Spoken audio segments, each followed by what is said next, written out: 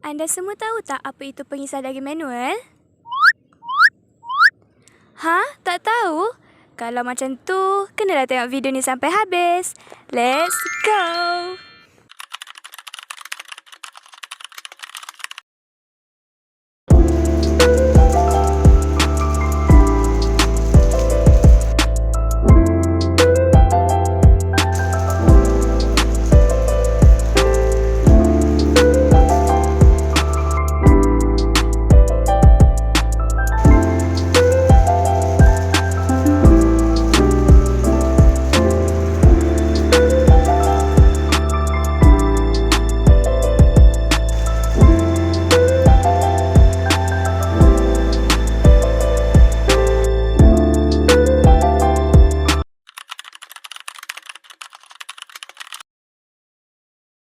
Hari ini, saya akan menerangkan bagaimana pengisar daging manual berfungsi serta daya-daya yang terlibat dalam proses ini.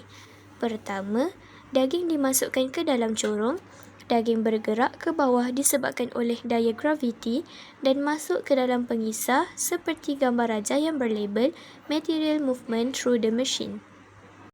Seterusnya, pengguna akan memutarkan pemegang. Apabila daya dikenakan pada pemegang, torque terhasil dan menyebabkan rotational motion seperti gambar rajah yang berlabel Applied Force by the User and Rotational Motion. Rotational motion ini dipindahkan terus kepada bilah pengisar di dalam mesin. Apabila bilah berputar, ia menukarkan rotational motion kepada pushing force ke hadapan seperti gambar rajah yang berlabel Force Pushing Mid. Di sini, terdapat pressure force apabila daging ditolak ke arah plat berlubang serta frictional force antara daging, bilah dan dinding mesin yang membantu pergerakan daging. Semasa bahagian ini berputar, wujud centripetal force yang menghala ke pusat putaran untuk mengekalkan rotational motion komponen mesin.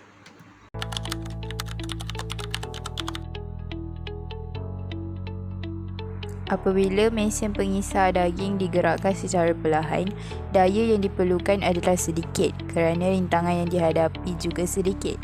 Pada kelajuan yang rendah juga, pergerakan mesin lebih mudah dan stabil. Tiada perubahan suhu dikesan selepas mesin digunakan kerana rintangannya yang sedikit.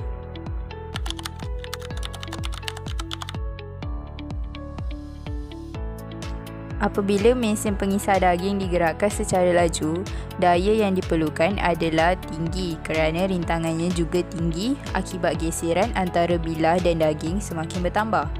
Pergerakan mesin juga lebih sukar dan kurang stabil. Terdapat sedikit perubahan suhu dikesan selepas mesin digunakan untuk penggunaan yang berterusan disebabkan oleh rintangan.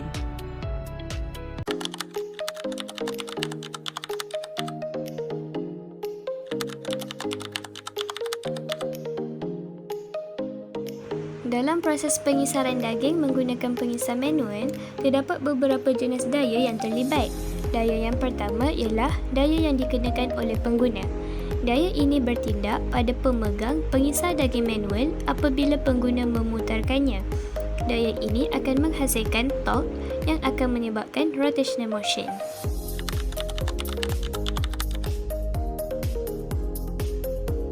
Pada masa yang sama, daya graviti bertindak pada daging di dalam corong untuk membantu daging tersebut bergerak ke bawah dan masuk ke dalam ruang pengisaran.